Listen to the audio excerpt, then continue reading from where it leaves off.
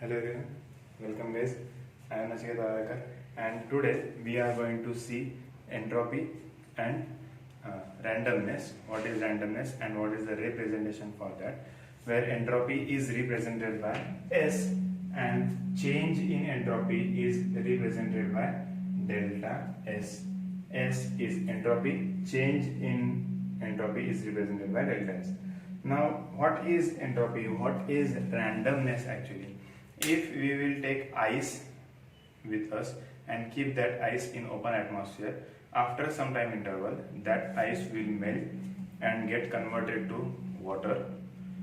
When after some time interval more, if you wait for a day, in that time, till that time, that water will be evaporated completely into gaseous state. You won't see any traces of water molecules over there. Now that is what ice is less random than water.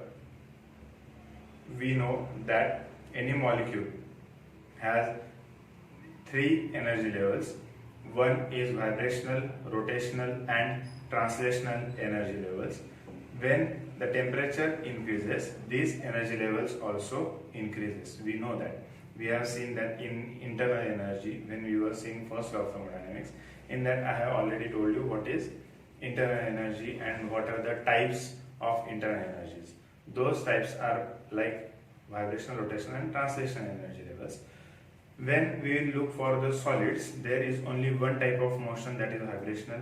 When we are seeing for liquids, there is vibration and rotational motion, and the last one is translational, where liquid directly gets converted into liquid molecules get converted into gaseous molecules. Now these are what energy levels, or we can say that randomness of that molecule.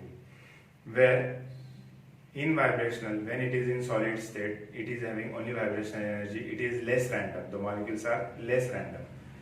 In open atmosphere, you are just keeping ice in open atmosphere, you are not utilizing your energy, you are doing nothing to convert that ice into water. It is getting converted by its own, but water cannot be converted into ice by itself. We need to remove heat from it, we need to carry out some physical and chemical changes in it. Physical changes actually, we just reduce the temperature and we can convert that. We reduce the temperature. Naturally water cannot get converted into ice because water is in more random state than ice. Similarly, gas cannot be simply converted into water because it is a natural tendency of water to go into gaseous state, because gases are in more random state than water. So the spontaneous processes, or those are also known as irreversible processes, are those processes where you can see more randomness, you observe more randomness in the molecules. So if we are having the value of delta S as positive, if value of delta S is 0, then the reaction is what? Spontaneous. If delta S is less than 0, reaction is non-spontaneous. And if delta S is equal to 0, reaction is at equilibrium.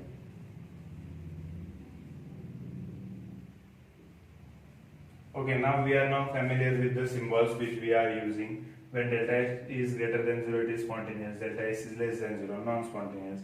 When there is no change in entropy or randomness, the reaction is at equilibrium. We are now familiar with these conversions, which are very important. We have to remember this thing. But why does this process take place? Means if I am heating a rod, if imagine this is my metal rod, when I am heating this metal rod, I apply heat at one end, the other end gets heated with reference to time, means with the time. As the time moves on, the rod goes on heating up, and cold end also gets hot after some time. This is because the randomness is increasing from left hot end to cold end. The randomness is going on increasing. Now this is what a spontaneous process. Similarly, if you are having two lobes, one lobe is filled with gas and other lobe is filled with vacuum. When you remove the plug between those lobes, gas will rush into vacuum and it is a spontaneous process. Now, why does these processes takes place? The reason is that if we are drawing an energy profile diagram, if this is the energy of reactant and this is the energy of product, in that case the reactant will need to absorb energy from the surrounding to carry out this process, right? So this can be said to be as non-spontaneous process. These few endothermic processes are spontaneous, I know, but majority of the times, let us assume that this is not possible because product is at higher energy level and reactants are at lower energy level.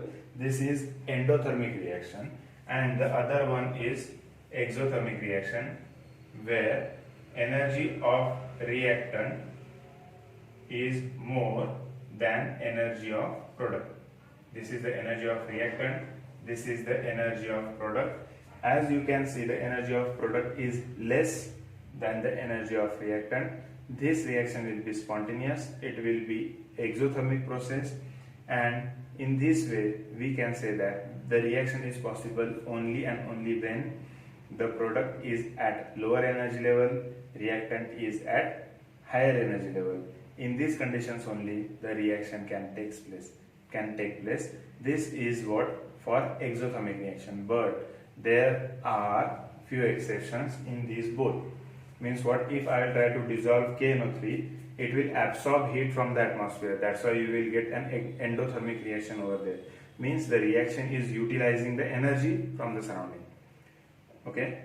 Nextly, when you are seeing for the reactant part, we are going to see why these reactions like dissolution of KNO3.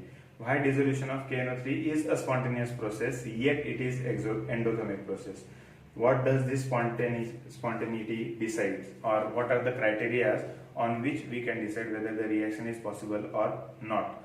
So those criteria are dependent on delta H, delta S and delta G together.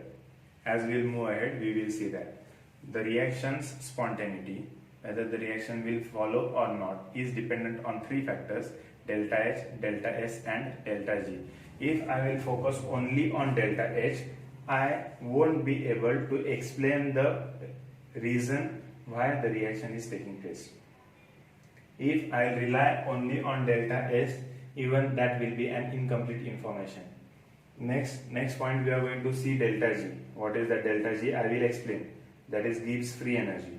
And depending upon only if we try to explain the possibility of the reaction, or if we try to explain the reaction which is taking place based only on Gibbs free energy, then that will be also an incomplete information.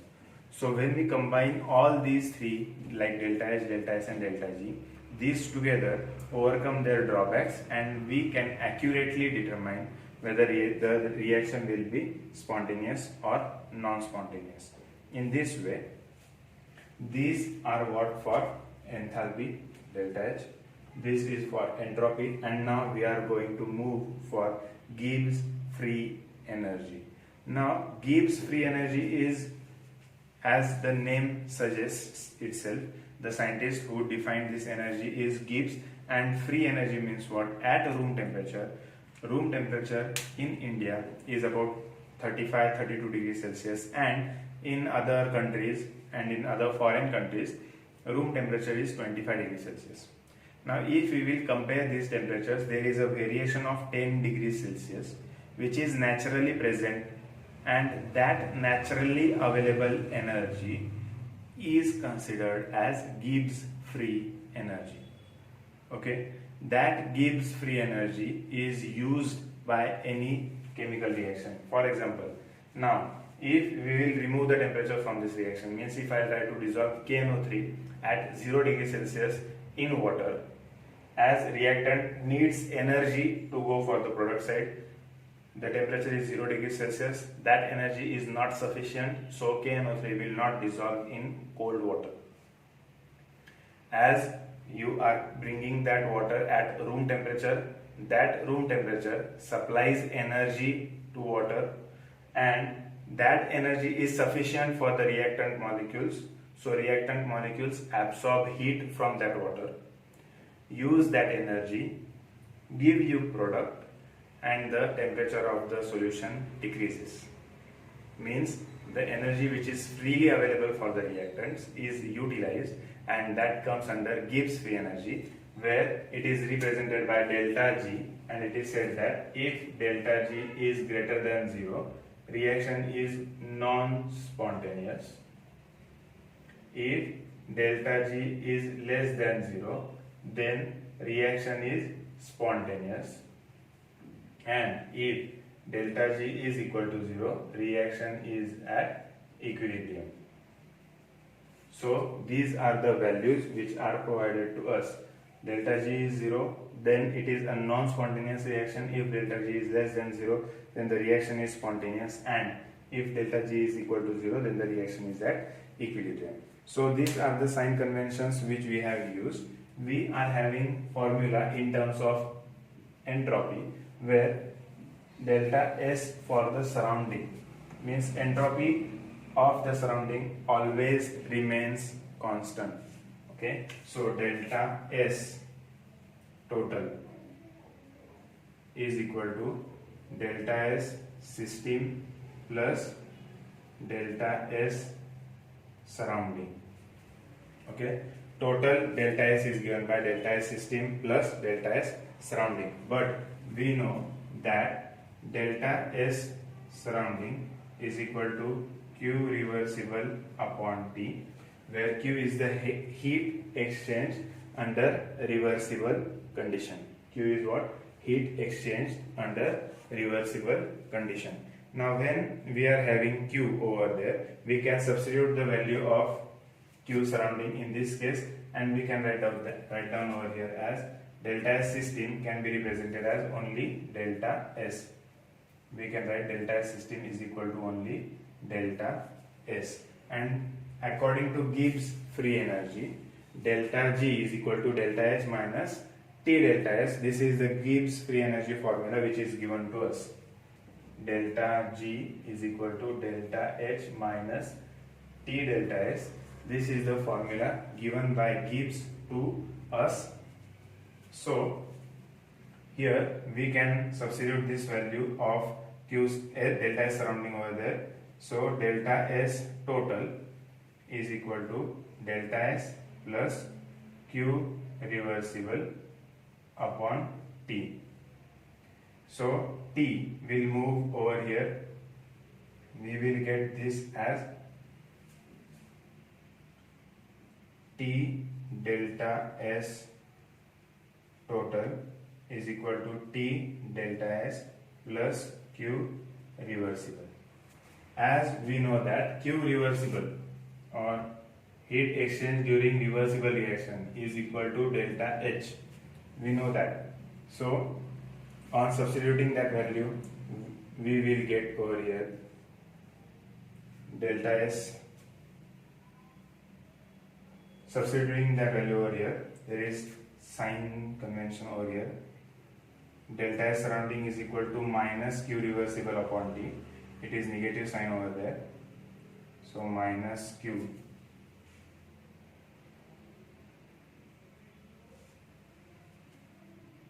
T delta S total is equal to T delta S minus delta H. Means now I have replaced delta S by, I have replaced Q reversible by delta H. So from these two conditions, from 1 and 2, we can write down this form as minus T delta S total is equal to delta H minus T delta S. Now comparing this equation with second equation, we can write down that delta G is equal to minus T delta S total. This is the formula for Gibbs free energy in terms of delta S. In this way, we are having the symbolic representations for delta G and delta S. Okay, is this clear with you? We have just substituted those values and we have tried to solve them. These two formulas are very important, and this one also. So next, now we are going to see the table where we will be having delta H, delta S and delta G values. You will need to construct 4 columns. In those 4 columns, first column will be of delta H, second column will be of delta S, and third column will be of delta G, and fourth column will be the spontaneity or the nature of the reaction. So based on these 4 formulas or 4 columns, we can predict the nature of the reaction. So first 4 columns, one column contains delta H, second column contains delta S value, third column contains delta G value, and fourth spontaneity of a reaction or nature of reaction. Delta H will be having minus, minus, plus and plus. Both are exothermic, and plus plus means endothermic reactions. Then delta S values will be plus, minus, plus and minus. Delta H, 2 negative values means this is what? Exothermic reaction. 2 positive values means endothermic reactions. Delta G will be minus, plus or minus, plus or minus, and here we will be having value of delta G as plus. Now in first condition, delta H is negative means it is spontaneous, delta S positive means also spontaneous, and delta G is negative means by comparing all these 3 values the reaction is spontaneous. So the nature is what? The nature of this reaction is spontaneous.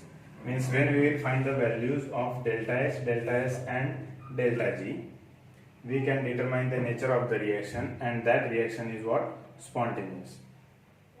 If we are having value of delta H, first it is it is endothermic, then delta H negative means it is non-spontaneous. Delta H also says non-spontaneous, delta S also says non-spontaneous, and delta G positive means also non-spontaneous. So this, whichever temperature you take, the reaction will be non-spontaneous. Okay. Now we have to determine for first 2 reactions. This reaction is what? Exothermic. As it is exothermic, so the reaction will be spontaneous. Reaction will be spontaneous at lower temperature. At lower temperature. Because it is exothermic, if we provide heat to this reaction does not need heat. Okay, so this is an exothermic reaction. This exothermic reaction will be spontaneous at lower temperature. If it is an endothermic reaction like KNO3, the reaction will be spontaneous at higher temperature. Reaction will be spontaneous at higher temperature. Why the reaction will be spontaneous at higher temperature? Because it is endothermic reaction. Endothermic reactions need heat. So when you supply heat to the system, the reaction will use that heat and the reaction will become spontaneous. In this way, we will be using all the terms of delta H, delta S and delta G to determine the spontaneity of a chemical reaction. We are having few formulas for delta G, where delta G is equal to delta G0 plus RT ln Q, where Q is reaction quotient. So delta G0, delta G is equal to delta G0 plus RT ln Q, where Q is equal to product of concentrations of product upon concentration of reactant. This is for a particular reaction. Now when the reaction is at equilibrium, this Q is equal to K and delta G is equal to 0 at equilibrium. Now when we will substitute these values in our equation, we will get that 0 is equal to delta G0 plus RT ln K, where K is what? Reaction constant. So delta G0 is equal to minus RT ln K. This is ln means log to the base E. We can convert this into the form of log to the base 10. So to convert this into the log to the base 10 form, I will multiply this by 2.303 RT log K. So this is the formula for delta G when the reaction quotient are given to us. In this way, we have completed the theory part. The last part is third law of thermodynamics, where third law of the thermodynamics says that we are having the fifth state, which is known as Bose-Einstein condensate, where the motion of atoms or molecules is zero at absolute zero, means there is no motion between the molecules at absolute zero Kelvin, means at minus 273 degrees Celsius. Every molecule or every gas, liquid or gas, every molecule is in its solid state, or in other ways, no gaseous molecules exist at absolute zero. That is one way to put it in the third law of thermodynamics. And the other thing is what? Where the randomness of the molecules is completely zero. There is no energy present in the atoms, only electronic motions are possible in that any molecule which is frozen at minus 273 degrees Celsius, which is third law of thermodynamics, where third law of thermodynamics states that entropy of a perfectly ordered crystalline substance is zero at absolute zero. Perfectly crystalline solid, entropy of perfectly crystalline solid is absolute zero at minus 273 degree Celsius. That is what third law of thermodynamics. Now today we have completed most of the part of theory. We will solve few examples and then the chapter of thermodynamics is completed. So the question, I will dictate you the question, write down that question and we will try to solve that question. Determine whether the reactions with the following, determine whether the reactions with the following delta H and delta S values, following delta H and delta S values are spontaneous or non-spontaneous, are spontaneous or non-spontaneous, state whether they are exothermic or endothermic, state whether they are exothermic or endothermic. So the values provided to us are in this way. First reaction, they have given us the delta H value, that is minus 40 kilojoule, and delta S is plus 135 kilojoule at 300 Kelvin. Second, delta H is equal to minus 60 kilojoule and delta S is equal to minus 160 kilojoule at 400 Kelvin. Now these values are given to us. We have to find out the delta G value for first. Now we will start with first reaction. In that first reaction, we know that delta G is equal to delta H minus T delta S. These are the values which are given to us. This is in kilojoules, this is also in kilojoules, both the values are in kilojoules, so there is no need to convert them. So we can directly substitute those values over here.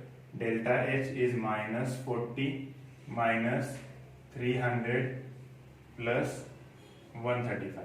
So delta G0 for this, or delta G for this reaction will be, sorry, this value is in joules. The value of delta S is in joules. So this will be what? 0.135. We have converted them in joules. Both the values of delta S are in joules. I have converted this in kilojoules. On multiplying, I will get the answer as minus 80.5 kilojoule. Now we are having values of delta H.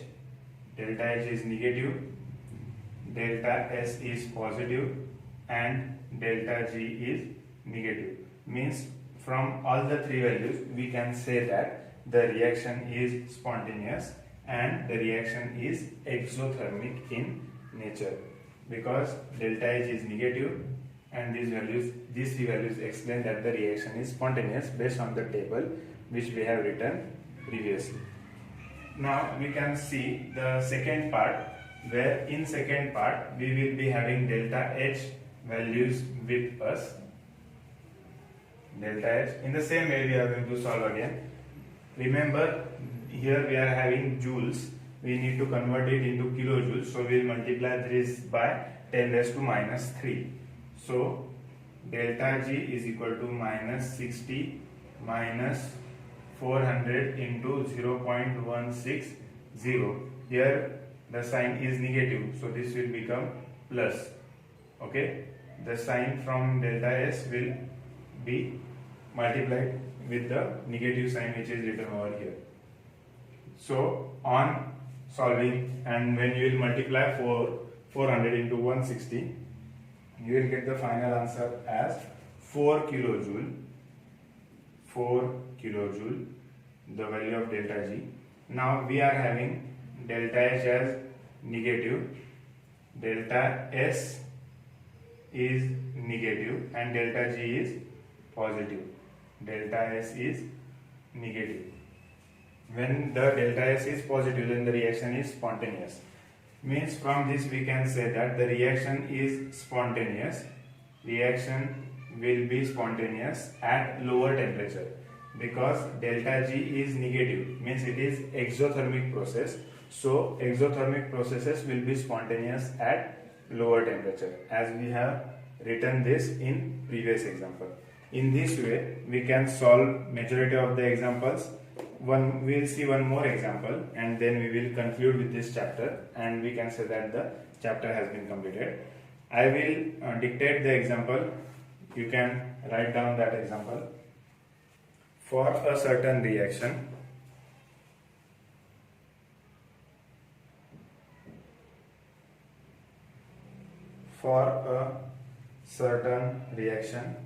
delta H is equal to minus 25 kilojoule and delta S is equal to minus 40 kilojoule.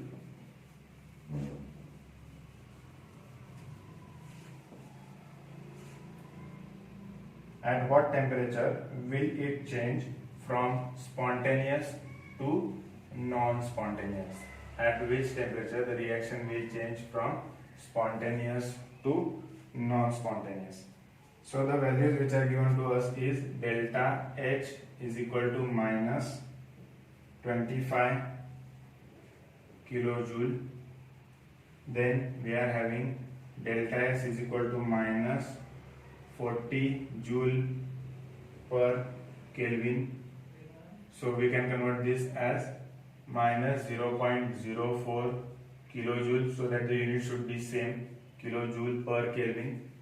Then we have to find out the temperature. So the formula for delta S is equal to delta H is equal to T delta S.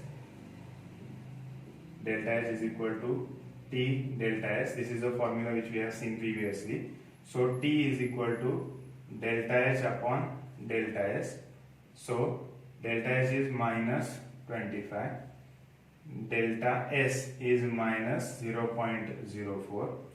On solving, we will get the temperature, and that temperature will be in Kelvin, and that is 625 Kelvin. Means when the reaction will reach above 625 Kelvin. After that, the reaction will be spontaneous. As delta H is negative, means it is what? Exothermic. Delta S is also negative, means the reaction is non-spontaneous. This means what? Below 625 Kelvin, the reaction will be spontaneous, and non-spontaneous above 625 Kelvin. Okay, so by looking at the signs of delta H, we can say whether the reaction will be spontaneous or non-spontaneous below the particular temperature or above the particular temperature. If delta H is negative, the reaction will be spontaneous at lower temperature, and if delta H would have been positive, then the reaction will be spontaneous above that particular temperature. So in this way, we can determine the different methods by which we can solve these examples, and you can try different examples by yourself also. I hope you will be able to solve those examples. So we will now start with the new chapter in our next video, that is 4th chapter, and we will meet in next lecture. Thank you.